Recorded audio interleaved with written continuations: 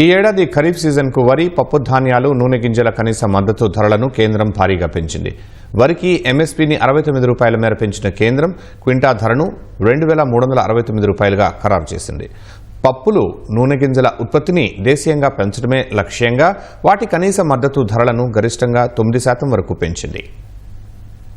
ప్రధాని నరేంద్ర మోదీ అధ్యక్షతన జరిగిన కేంద్ర మంత్రివర్గ సమావేశంలో పలు కీలక నిర్ణయాలు తీసుకున్నారు. 2025-26 ఖరీఫ్ సీజన్కు సంబంధించి పలు పంటలకు కనీస మద్దతు ధరలను పెంచేందుకు ఆమోదం తెలిపింది. వరి క్వింటాకు కనీస మద్దతు ధర 69 రూపాయల మేర పెంచేందుకు పచ్చజెండా ఊపింది. ఫలితంగా క్వింటా వరి మద్దతు ధర 2,369 రూపాయలకు చేరింది. క్వింటా జొన్నల హైబ్రిడ్ రకానికి మద్దతు ధర 328 రూపాయల మేర పెంచి 3,699 రూపాయలుగా ఖరారు చేసింది.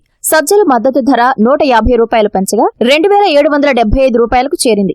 రాగుల మద్దతు ధర 596 రూపాయల మేర పెంచగా 4,886 రూపాయలకు చేరింది. క్వింటా మొక్కజొన్నల మద్దతు ధర 175 రూపాయల మేర పెంచగా 2,400 రూపాయలకు పెరిగింది. ఇదే సమయంలో పప్పుల కనీస మద్దతు ధరను కేంద్ర ప్రభుత్వం భారీగా పెంచింది.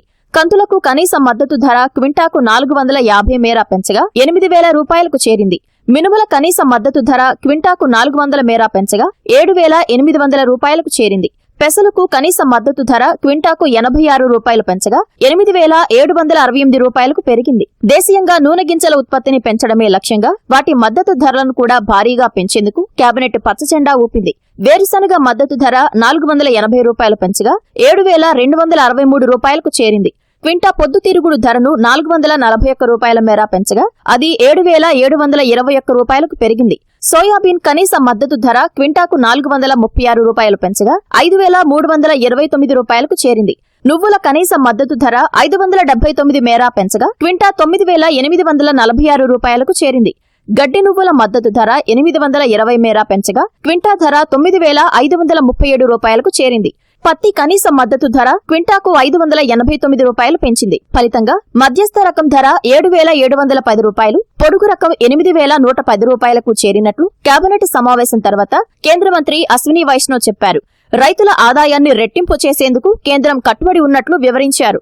ఖరీఫ్ మే హో, రబీ మే హో, ఓవరాల్ क्रॉप में हो, चाहे सीरियल्स हो, पल्सेस हो, ऑयल सीड्स हो, सभी में इन 10 वर्षों में प्रधानमंत्री श्री नरेंद्र मोदी जी ने किसानों के प्रति, अन्नदाताओं के प्रति एक बड़ी प्रतिबद्धता दिखाई है. Made significant increase in the MSP, committed to making the MSP 50% more than the cost of production and the absolute amounts which have been given. ఇదే సమయంలో రైతులకు వడ్డీ రాయితీ కింద 15,642 కోట్లు ఇచ్చేందుకు కేబినెట్ ఆమోదం తెలిపింది. రైతులకు కిసాన్ క్రెడిట్ కార్డుల కింద 3 లక్షల రూపాయల వరకు 7% వడ్డీకే రుణాలు ఇచ్చేందుకు పచ్చజెండా ఊపినట్లు కేంద్ర మంత్రి చెప్పారు.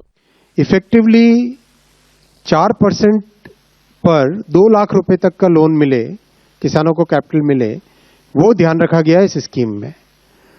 7% नॉमिनल रेट है, उसमें 1.5% सबवेंशन है और 3% है प्रॉम्प्ट रीपेमेंट इंसेंटिव. इफेक्टिवली जो निकला है उसमें यह है कि करीब 4% पे किसानों को 2 लाख रुपए तक का लोन मिलता है.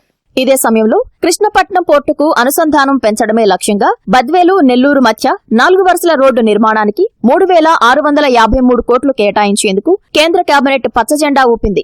రత్లాం నగడ రైల్వే మార్గాన్ని 4 వరుసలుగా మార్చేందుకు కేబినెట్ ఆమోదం తెలిపింది. వార్దా, బల్లార్షా రైల్వే మార్గాన్ని కూడా 4 వరుసలుగా మార్చేందుకు నిర్ణయం తీసుకుంది.